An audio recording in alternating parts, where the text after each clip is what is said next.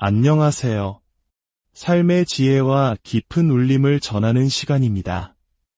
우리는 살아가면서 종종 도망치고 싶을 때가 있습니다. 마주하기 힘든 책임, 부담스러운 사명, 혹은 스스로가 외면하고 싶은 진실 앞에서 말이죠. 하지만 만약 우리가 도망쳤던 바로 그 자리에서 하나님께서 두 번째 기회를 주신다면 어떻게 될까요? 오늘 우리는 20세기 가장 영향력 있는 복음 전도자 중 한 명으로 꼽히는 빌리 그레이엄 목사님의 메시지를 통해 요나의 표적이라는 주제를 깊이 탐구해 보고자 합니다. 이 이야기는 단순히 오래된 성경 속 이야기가 아니라 오늘을 살아가는 우리 모두에게 던지는 깊은 질문과 희망의 메시지를 담고 있습니다. 오늘의 이야기가 여러분의 마음에 희망의 씨앗을 심어준다면 구독과 좋아요를 통해 더 많은 분들이 이 은혜를 나눌 수 있도록 도와주세요. 여러분의 작은 실천이 지치고 힘든 누군가에게는 큰 위로와 빛이 될 수 있습니다. 주님의 이름으로 여러분을 축복합니다. 이야기는 마태복음 16장에서 시작됩니다. 당시 종교 지도자였던 바리새인과 사두개인들이 예수님께 나와 하늘로부터 오는 기적, 즉 표적을 보여달라고 요구합니다. 그들은 예수님을 믿기 위해서가 아니라 시험하고 흠을 잡기 위해 무언가 대단하고 초자연적인 현상을 원했습니다. 예수님께서는 그들에게 이렇게 대답하셨습니다. 너희가 저녁에 하늘이 붉으면 날이 좋겠다 고 아침에 하늘이 붉고 흐리면 오늘은 날이 굳겠다 하나니 너희가 날씨는 분별할 줄 알면서 시대의 표적은 분별할 수 없느냐? 이 말씀은 오늘날 우리에게도 큰 울림을 줍니다. 우리는 텔레비전과 스마트폰 앱을 통해 일기예보를 확인하고 인공위성이 보내오는 사진으로 날씨의 흐름을 정확히 예측합니다. 과학기술의 발전으로 우리는 화성을 탐사하고 더 먼 우주를 향해 나아가고 있습니다. 하늘에서 일어나는 기상학적인 징조들은 손바닥 보듯 훤히 꿰뚫고 있죠. 우리 한국인들은 눈치가 빠르다는 말을 미덕처럼 여기기도 합니다. 세상이 어떻게 돌아가는지, 사람들 사이의 관계는 어떠한지를 빠르게 파악하는 능력이 뛰어나죠. 하지만 예수님께서는 바로 그 점을 지적하십니다. 눈에 보이는 현상은 그렇게 잘 분별하면서 왜 정작 가장 중요한 영적인 시대의 징조, 구원으로 이끄는 표적과 하나님께서 다시 오실 때를 가리키는 징조들은 깨닫지 못하느냐고 말입니다. 예수님께서는 마태복음 24장, 누가복음 21장, 마가복음 13장 등에서 마지막 때에 관한 여러 징조들을 말씀해 주셨습니다. 그리고 그 모든 징조들이 한 시대에 집중적으로 나타날 때 우리의 구원이 가까이 왔음을 알라고 하셨습니다. 진정한 세계 평화와 사회 정의는 인간의 힘이 아닌 그리스도께서 다시 오셔서 사탄의 권세를 꺾고 영원한 왕국을 세우실 때 비로소 완성될 것입니다. 굶주린 자를 먹이시고 전쟁을 멈추게 하실 분은 오직 그분뿐입니다. 예수님은 표적을 구하는 악하고 음란한 세대에게 단 하나의 표적밖에는 보여줄 것이 없다고 단호하게 말씀하셨습니다. 그것은 바로 선지자 요나의 표적입니다. 구약 성경의 요나서는 하나님의 놀라운 기적으로 가득 찬 책입니다. 하나님께서 예비하신 큰 물고기, 박넝쿨, 벌레, 그리고 뜨거운 동풍이 등장합니다. 그리고 무엇보다 당시 인구가 100만 명이 넘었던 거대한 도시 전체가 회개하는 경이로운 사건이 기록되어 있습니다. 어떤 이들은 요나가 큰 물고기 뱃속에서 사흘을 보냈다는 이야기를 믿기 어렵다고 말합니다. 하지만 저는 이야기가 성경에 기록되어 있기 때문에 믿을 뿐만 아니라 예수님께서 친히 이 사건을 확증하셨기 때문에 믿습니다. 만약 요나의 이야기가 사실이 아닌데 예수님께서 사실이라고 말씀하셨다면 예수님의 신뢰도에 큰 문제가 생기게 됩니다. 우리가 예수님을 믿는다면 요나의 이야기도 반드시 믿어야 합니다. 우리는 요나서에 담긴 진실을 마주할 때 종종 물고기에게 무슨 일이 있었는지에만 너무 집중한 나머지 정작 주인공인 요나에게 무슨 일이 있었는지는 잊어버리곤 합니다. 이 이야기의 핵심은 하나님의 뜻을 발견하려 했던 한 남자의 여정에 있습니다. 하나님께서는 요나에게 분명하게 말씀하셨습니다. 너는 일어나 저 큰 성읍 니느웨로 가서 그것을 향하여 외치라. 그 악독이 내 앞에 상달되었음이니라. 하지만 요나는 이 명령을 전혀 좋아하지 않았습니다. 그는 니느웨로 가라는 생각 자체에 반기를 들었습니다. 왜 그랬을까요? 첫째로 심판이 너희에게 임할 것이다라고 외치는 심판의 설교자가 되는 것이 그다지 매력적인 일은 아니었을 겁니다. 하지만 더 중요하고 근본적인 두 번째 이유는 요나는 하나님께서 니느웨를 용서하시는 것을 원하지 않았기 때문입니다. 니느웨는 당시 이스라엘을 끊임없이 괴롭히던 잔혹하고 무자비한 아시리아 제국의 수도였습니다. 역사상 그들보다 더 사악하고 부도덕하며 폭력적인 민족은 찾아보기 힘들 정도였습니다. 요나의 마음속에는 이런 생각이 가득했을 겁니다. 하나님, 저들은 지옥에나 가야 마땅합니다. 저들을 쓸어버리십시오. 모두 죽여버리십시오. 이것이 요나의 솔직한 심정이었습니다. 자기 민족에게 끔찍한 고통을 안겨준 원수들이었기 때문입니다. 그래서 하나님께서 니느웨에 가서 회개를 선포하라는 명령을 내리셨을 때 요나는 여호와의 얼굴을 피하여 도망쳤다고 성경은 기록합니다. 그는 나는 도저히 할 수 없어. 하나님으로부터 숨을 수 있을 거야라고 생각했습니다. 그는 니느웨와는 정반대 방향인 다시스로 가는 배에 올라탔습니다. 다시스는 아마도 지중해 연안의 휴양지였을 것입니다. 그는 그곳의 따스한 햇볕 아래 누워 해변을 즐기면서 니느웨에서 심판을 외치는 더러운 일은 하나님께서 다른 사람을 보내 하시도록 내버려두고 싶었을 겁니다. 하지만 기억하십시오. 불순종과 죄의 길은 언제나 아래로 더 낮은 곳으로 향합니다. 성경은 요나가 다시스로 내려갔다고 표현합니다. 그 길은 죄책감과 외로움, 하나님과의 분리와 결국 지옥으로 내려가는 길입니다. 한 걸음 한 걸음이 우리를 더 깊은 나락으로 이끕니다. 여러분이 하나님의 임재를 피할 때마다 여러분은 문제에 빠지게 됩니다. 경건의 시간을 놓칠 때마다, 기도의 시간을 걸을 때마다, 말씀을 읽는 시간을 소홀히 할 때마다 그리스도인으로서 우리는 영적인 위기를 맞게 됩니다. 그리고 복음을 듣고도 아무런 반응을 보이지 않을 때마다 우리는 영원한 위험에 처하게 됩니다.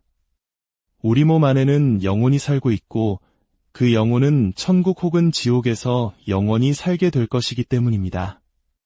아담과 하와는 하나님의 뜻을 피해 도망쳤고 그 결과 온 인류가 오늘날까지 고통받고 있습니다. 나실인 서원을 한 하나님의 사람, 힘센 장사 삼손도 죄의 유혹에 빠져 길을 잃었고 결국 두 눈이 뽑힌 채 감옥에서 맷돌을 돌리는 비참한 신세가 되었습니다. 하나님의 마음에 합한 자라 불렸던 다윗 왕 역시 간음과 살인이라는 끔찍한 죄를 짓고 평생 그 고통의 대가를 치러야 했습니다. 하나님께서 그를 용서하셨지만 죄의 상처는 깊게 남았습니다. 오늘 이 시간 이 말씀을 듣는 많은 분들 역시 하나님을 피해 도망치고 있을지 모릅니다. 그리스도와의 인격적인 관계가 필요하다는 것을 알면서도 말입니다. 아마 대부분은 교회에 다니고 세례나 입교를 받았을 것입니다. 하지만 정작 그리스도께서 내 마음에 살아계신지, 내 모든 죄가 용서받았는지, 그리고 내가 오늘 죽는다면 천국에 갈 수 있는지 확신하지 못합니다. 만약 조금이라도 의심이 든다면 오늘 밤 그 문제를 반드시 해결해야 합니다. 우리는 다양한 방법으로 하나님을 피해 도망칩니다. 어떤 사람들은 끝없는 여행으로 도망칩니다. 공항에는 수많은 사람들이 오가지만 그들이 어디로 향하고 있는지 궁금할 때가 있습니다. 현대인들은 너무나 불안해서 한 곳에 가만히 머물지 못하고 이곳저곳을 떠돕니다. 어떤 부부는 세상 여러 곳에 집을 두고도 한 곳에 2주 이상 머물면 좀이 쑤셔 견딜 수가 없다고 말합니다. 끊임없이 이동하며 도망치는 것입니다. 어떤 사람들은 물건에 대한 탐욕으로 도망칩니다. 그저 사기 위해 삽니다. 강박적인 쇼핑 중독자가 되어 주머니에 돈이 남아있는 것을 견디지 못하고 어떻게든 써버려야 직성이 풀립니다. 또 어떤 이들은 성적인 쾌락에 대한 집착으로 도망칩니다. 오늘날 우리 사회는 성적인 자극으로 가득 차 있으며 오히려 그것에 신물이 날 지경에 이르렀습니다. 많은 젊은이들이 이러한 허가주의와 표현의 자유의 염증을 느끼고 또 다른 탈출구로 폭력에 빠져들기도 합니다. 신비주의나 주술에 빠져 도망치는 사람들도 있습니다. 사울 왕이 도움이 필요할 때 하나님 대신 엔돌에 신접한 여인을 찾아갔던 것처럼 말입니다. 그리고 쾌락 속으로 도망치는 사람들이 있습니다.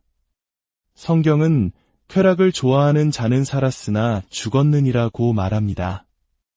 얼마나 많은 사람들이 즐거운 시간을 보내고 쾌락 속에 살면서 하나님을 피해 도망치고 있습니까?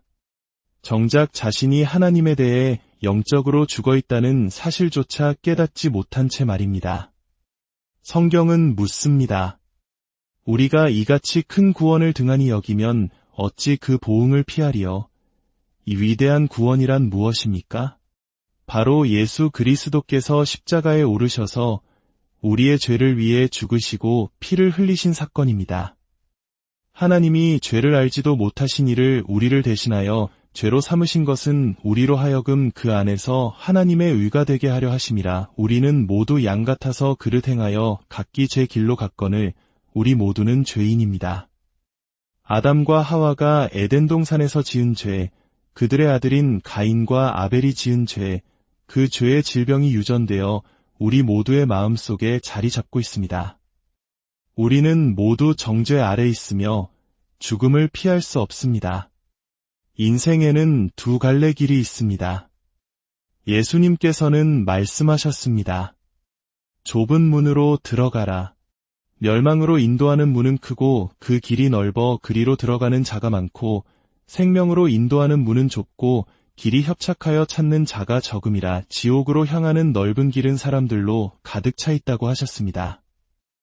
중세의 한 신학자는 사람들은 마치 지옥이 자기들이 도착하기 전에 꽉 차버릴까 두려워하는 것처럼 그곳으로 달려간다고 말했습니다. 하지만 예수님께서는 또 다른 길이 있다고 하셨습니다. 그것은 좁고 험하며 힘든 길입니다. 그 길에 들어서기 위해서는 자기를 부인하고 자기 십자가를 져야 합니다. 학교에서, 공장에서, 농장에서, 그리고 친구와 이웃들 사이에서 그리스도와 자신을 동일시해야 합니다. 당신이 그리스도를 위해 의와 정직과 선함과 도덕과 정의를 위해 서 있다는 것을 모두에게 알려야 합니다. 우리 세대에서 그렇게 사는 것은 결코 쉽지 않습니다. 그러나 넓고 쉬운 길의 끝은 사망과 멸망, 심판과 지옥이라고 예수님께서는 말씀하셨습니다. 그 길은 오래가지 못합니다. 인생은 곧 끝날 것이고 그때가 되면 얼마나 많은 사람들이 그 좁은 길을 택했더라면 하고 후회하겠습니까? 여러분 중 많은 분들이 오늘 밤 인생의 갈림길에 서 있습니다. 여러분은 이곳을 떠나기 전에 결정을 내려야만 합니다. 아니, 나는 아무 결정도 내리지 않을 거야라고 말할 수도 있습니다. 하지만 아닙니다. 여러분은 예라고 하든지 아니오라고 하든지 혹은 아마도나 기다려보겠다고 말하며 이미 결정을 내리고 있는 것입니다. 이 자리에 있는 어느 누구도 예수 그리스도를 어떻게 할 것인지에 대한 결정을 내리지 않고는 이곳을 떠날 수 없습니다. 요나는 배에 오르며 배삭을 지불했습니다. 성경은 당신이 넓은 길을 따르며 자신과 쾌락을 위해 살 때 그 대가를 치르게 될 것이라고 말합니다. 죄의 삭은 사망이여. 범법자의 길은 험하니라. 당신의 죄는 당신 자신뿐만 아니라 다른 사람들의 삶에도 영향을 미칩니다. 요나가 하나님의 명령을 피해 도망친 행동은 배에 탄 선원들 모두를 위험에 빠뜨렸습니다. 그들은 목숨을 잃을 뻔했습니다. 내가 마약을 하는 건 내 자유야 라고 말할 수도 있습니다. 하지만 당신의 부모님은 어떻습니까? 당신이 물건을 훔친 피해자는 어떻습니까? 당신의 행동으로 인해 영향을 받게 될 아직 태어나지 않은 자녀들은 어떻습니까? 죄는 진정제와 같아서 우리의 영혼을 잠들게 합니다. 요나는 불순종의 잠을 자고 있었습니다. 폭풍이 몰아치고 심판이 다가오는데도 그는 깊은 잠에 빠져 있었습니다. 죄는 처음에는 즐겁다가 이내 지루해지고 결국에는 우리를 무감각하게 만듭니다. 한때는 하나님의 말씀이 당신의 양심을 찔러 눈물을 흘리게 하고 마음을 불편하게 했을 때가 있었을 겁니다. 하지만 이제는 아무런 감정 없이 그 말씀을 외면하고 있지는 않습니까? 죄에 의해 진정되어 잠들어 있는 것입니다. 하지만 하나님의 놀라운 은혜는 여기서 끝나지 않습니다. 여호와의 말씀이 두 번째로 요나에게 임하니라. 하나님께서는 첫 번째로 말씀하셨고 이제 그에게 두 번째 기회를 주십니다. 이것이 항상 가능한 것은 아닙니다. 십자가 위의 강도는 예수여, 당신의 나라에 임하실 때에 나를 기억하소서라고 말했을 때 그것이 그의 처음이자 마지막 순간이었습니다. 그는 그 순간을 붙잡았습니다. 오늘 밤 여러분 중 많은 이들에게 이 순간이 그리스도께 예라고 대답할 수 있는 마지막, 유일한 순간일지도 모릅니다. 하나님께서 말씀하셨습니다. 일어나 저 큰 성읍 니느웨로 가서 내가 내게 명한 바를 그들에게 선포하라. 물고기 대학을 막 졸업한 요나는 해변에 배 터진 후 아마 베스트셀러 작가가 될 수도 있었을 겁니다. 하지만 그는 지체하지 않았습니다. 사흘 길이나 되는 니느웨를 향해 달려가 단 하루 만에 성읍을 가로지르며 외쳤습니다. 그리고 놀라운 일이 일어났습니다. 니느웨의 사람들이 그를 믿었습니다. 인류 역사상 가장 위대한 부흥이 일어난 것입니다. 왕부터 모든 백성, 심지어 짐승들까지 굵은 베옷을 입고 재에 앉아 그들의 끔찍한 죄를 회개했습니다. 그러자 어떻게 되었을까요? 하나님께서 그들을 용서하셨습니다. 여러분이 어떤 죄를 지었든 얼마나 깊은 죄악 속에 빠져 있었든 상관없습니다. 하나님은 용서하시는 분입니다. 그것은 그리스도께서 십자가에서 이루신 일 때문입니다. 제가 천국에 가는 것은 제가 선하기 때문이 아닙니다. 수많은 사람들에게 설교했기 때문도 아닙니다. 저 역시 다른 모든 사람들과 마찬가지로 나를 위해 죽으신 그리스도의 십자가의 길을 통해서만 천국에 갈 수 있습니다. 니느웨 사람들은 그들이 용서받았다는 것을 확신했습니다. 여러분은 확신하십니까? 성경은 말합니다. 내가 하나님의 아들의 이름을 믿는 너희에게 이것을 쓰는 것은 너희로 하여금 너희에게 영생이 있음을 알게 하려 함이라. 여러분은 그것을 알 수 있습니다. 추측할 필요가 없습니다. 그럴 것 같아요. 그러길 바라요라고 말할 필요가 없습니다. 오늘 밤 모든 의심을 끝내고 그 확신을 가질 수 있습니다. 회개란 하나님에 대해, 자기 자신에 대해, 그리고 자신의 필요에 대해 생각을 바꾸는 것을 의미합니다. 그것은 하나님께 저는 제 삶의 방식을 바꾸고 죄에서 돌이켜 이제 좁은 길을 걷기 시작하겠습니다. 라고 말하는 것입니다. 당신은 완벽하지 않을 것입니다. 하지만 성령의 모습으로 오신 그리스도께서 당신과 함께 하시며 그리스도를 따르는 삶을 살도록 도우실 것입니다. 혼자서는 그 길을 갈 수 없습니다. 사랑과 자비와 은혜의 하나님께서 오늘 밤 이 말씀을 통해 당신에게 자비의 손길을 내밀고 계십니다. 오늘 밤 그분을 영접하여 당신의 구원을 확신하시기를 바랍니다. 마음속으로 이렇게 기도해 보십시오. 하나님, 저는 죄인입니다. 저는 길을 잃고 당신을 피해 도망쳤습니다. 하지만 오늘 밤 저는 집으로 돌아오길 원합니다. 예수님께서 저의 죄를 위해 십자가에서 죽으시고 부활하셨음을 믿습니다. 제 마음에 들어오셔서 저의 주인이 되어 주십시오. 저의 모든 죄를 용서해 주시고 저를 당신의 자녀로 받아 주십시오. 오늘부터 영원까지 당신을 따르겠습니다. 예수님의 이름으로 기도합니다. 아멘. 이 기도가 당신의 진실한 고백이라면 당신은 이제 새로운 삶을 시작한 것입니다. 주님의 은혜와 평강이 이 말씀을 듣는 모든 분들의 삶에 가득하기를 축복합니다. 여러분의 발걸음마다 빛이 함께하기를 여러분의 마음에